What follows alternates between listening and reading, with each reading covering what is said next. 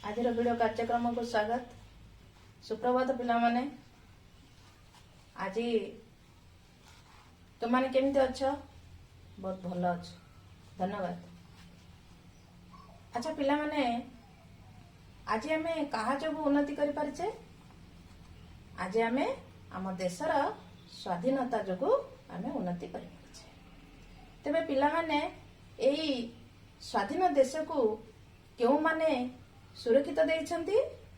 आम स्वाधीन देश को आम देशर वीर जवान बा सैनिक माने सुरक्षित रे रखिछंती। सेति पई आमे आम स्वाधीन पताका को उड़ाई पारुछु। तेबे पिला माने आमर ई स्वाधीन पताका को तुमे माने केबे केबे उड़ाई थाओ? आमर ई स्वाधीन पताका को आमर स्वाधीनता दिवस बा अगस्ट 15 एवं साधारणतंत्र दिवस बा जनवरी 26 रे उड़ाई थाओ। तेबे पिला माने एई स्वाधीन पताका को कौन कहा जाए? आमर एई स्वाधीन पताका को आमर जातीय पताका बोली कहा जाए। तेबे पिला माने आज आमे एई जातीय पताका विषय रे पढ़िबा। एहा हेउची आम पंचम श्रेणी साहित्य बहिर प्रथम पृष्ठारे लेखा जायछि। एहाकू कवि पंडित उपेंद्र त्रिपाठी लेखिछन्ति। कविताटीर नाम हेउची जातीय ध्वजाम उड़ई फर फर। कविताटीर नाम कोन ना जातीय ध्वजाम उड़ई फर फर। तेबे पिला माने वर्तमाने तुमे तुमर बही खोल, प्रथम पृष्ठटी देख। ऊपरे नाली नाली अक्षर रे कौन लेखा जायछि? सेही नाली नाली अक्षर गुड़िक हेउछि कविताटीर नाम एवं सेही कवितार डाहाण पटे कविंकर नाम लेखा जायछि। तेबे पिला माने वर्तमाने आमे सेही कविताटी को पढ़िबा। तुमे माने स्थिर हेई ध्यान देई सुन। मु किभଳି एई कविताटी को अभिनय करी गाउछि तुमे देखिबो ओ सुनिबो। ताले कविताटी आरंभ करिबा। कविताटीर नाम हैला जातीय ध्वजाम उड़ई फर फर।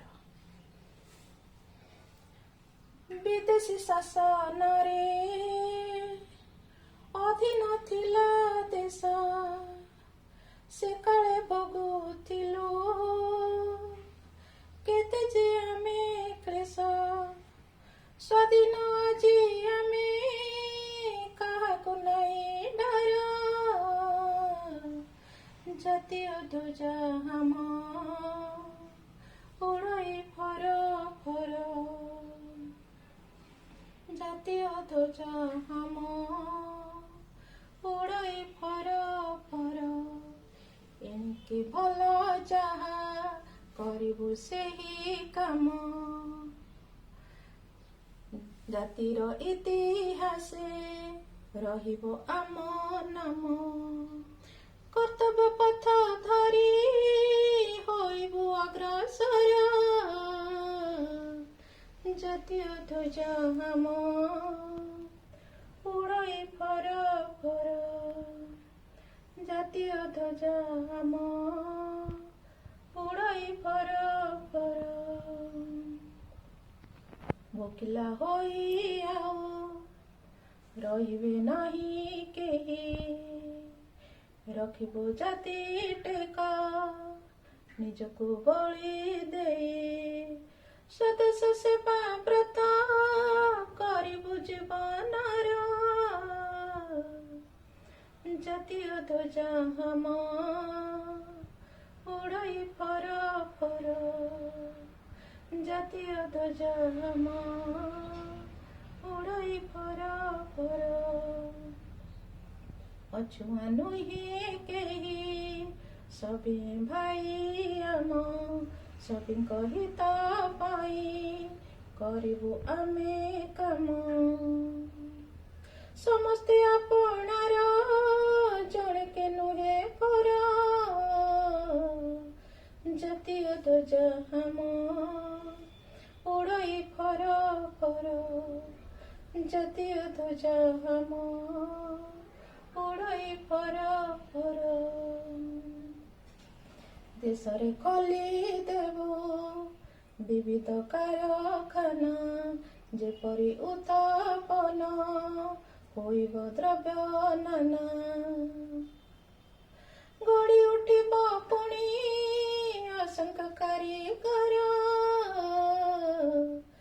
जातीय ध्वज हम उड़ई फर फर जातीय ध्वज हम उड़ई फर फर